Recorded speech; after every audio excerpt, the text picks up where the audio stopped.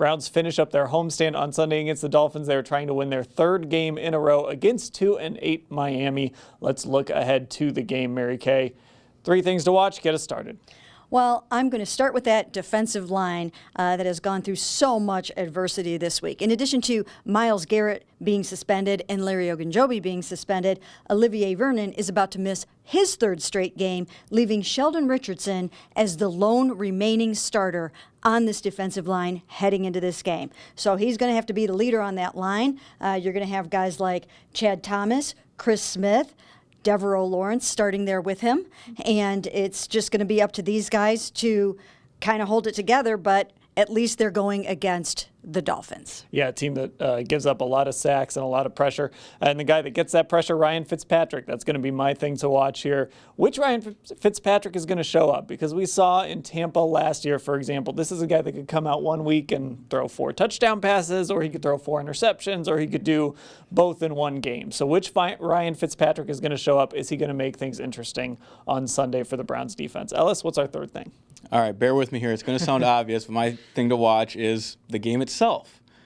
This is an important one, obviously, that the Browns can't drop another easy one like they did in Denver. You know, everyone thought first time starting QB, they were going to go there and win, and they didn't. So I think the game as a whole, they need to obviously take care of business, but they need to win in commanding fashion, put to rest that this team's distracted, especially with everything going on this week. They come out, take care of business, win by 2 or 3 touchdowns. They're double-digit favorite in Vegas. Cover that spread, if you will. I think that'd be important for this team going forward. Okay, so let's get started. Are they going to win on Sunday? I do. I think they're going to win big, 31-3. Miami just doesn't have the talent to compete with this team, and we'll see that. Yeah, I think the offense is going to finally find itself a little bit. I'm picking 30-13, the Browns win, and then it's on to that rematch against Pittsburgh. Mary Kay, what do you have? I don't know why I went with such a high-scoring game, but for some reason I've got 30-20. It sounded good at the time, but you forgot to mention also Ryan Fitzpatrick's 5-1 record against the Browns, so that could be a factor. But 30-20 Browns. I believe the last time he was here was a few years ago against the Jets when he beat the Browns at First Energy Stadium.